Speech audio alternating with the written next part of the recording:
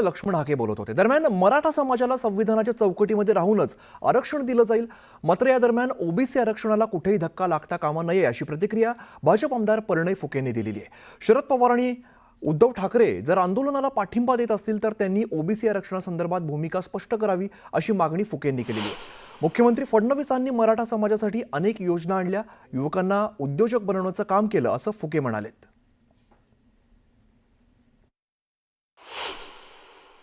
आपल्यासोबत बोलण्यासाठी भाजप आमदार परिणय फुके आहेत। सर, मनोज जरांगे पाटील आझाद मैदानामध्ये दाखल झालेले आहेत। आझाद मैदानामध्ये 5,000 मराठा बांधवांना बसण्याची परवानगी आहे, मात्र ही मर्यादा देखील आता ओलांडलेली आहे। काय सांगाल सर्व एकंदरीत आंदोलन संदर्भात?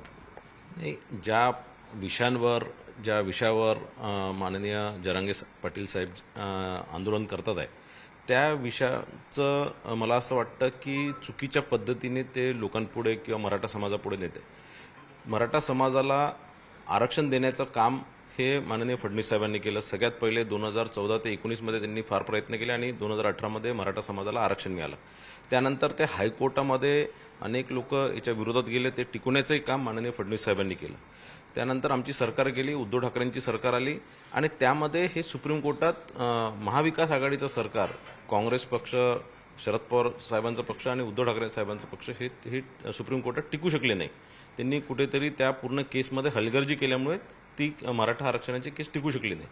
त्यानंतर जसं परत आमचं सरकार आलं, महायुतीचं शिंदे साहेबांच्या नेतृत्वात सरकार आलं, त्यानंतर परत जरांगे पाटील साहेबांनी ही ओबीसीमध्ये आरक्षण मागण्याचं सुरुवात केलं। पण त्यानंतर सारथी असणार, अण्णासाहेब पाटील महामंडळ असणार, याच्यामध्ये हजारो मराठी युवकांना रोजगार देण्याचं काम, स्वयंरोजगार देण्याचं काम, उद्योजक करण्याचं काम, स्कॉलरशिप देण्याचं काम हे या दोन्ही संस्थांच्या माध्यमातून मोठ्या प्रमाणात झालं। आणि आज जे जरांगे पाटील जे मागणी करतात आहे की ओबीसीमध्ये मराठा समाजाला आरक्षण देण्याच्या संदर्भातलं हे संवैधानिक बाब आहे आणि हे कोणतंही सरकार, चाहे ते फडणवीस साहेबांचं सरकार असलो किंवा इतर कोणतंही राज्य सरकार असो किंवा केंद्र सरकार असो किंवा कोणतेही पक्ष सरकार, हे कोणीही करू शकणार नाही।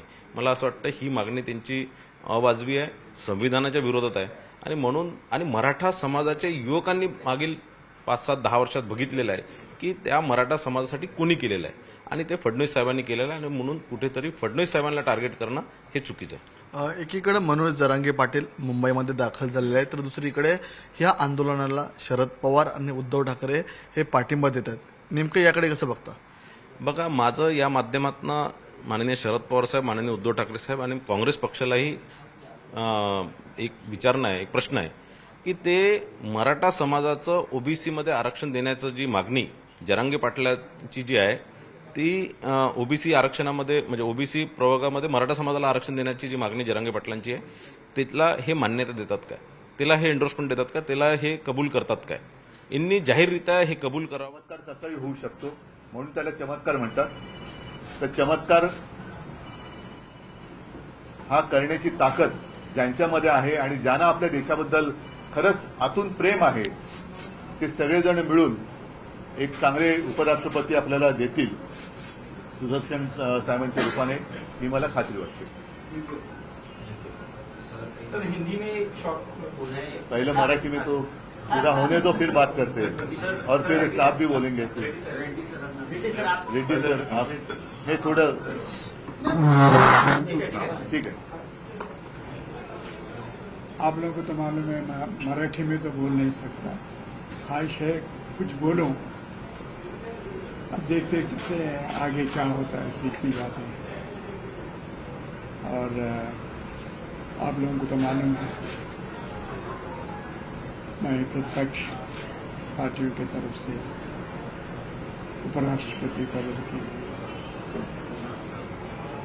नॉमिनेशन दाखिल करे हैं और सब प्रतिपक्ष पार्टी से जो सहमत बने हैं वो उद्धव जी के बगैर नहीं हो सकता, ये बात मुझे मालूम है। और संजय जी हमारे साथ सेंट्रल हॉल में थे, साथ में आकर हमारे नॉमिनेशन भी दाखिल करे। मैं उद्धव जी से एक मर्यादा होती है ऐसा नहीं है मैं पहले मरतबा आकर यहाँ पे उनकी मदद मांग रहा हूँ, उनकी मदद तो मिल गई मुझे।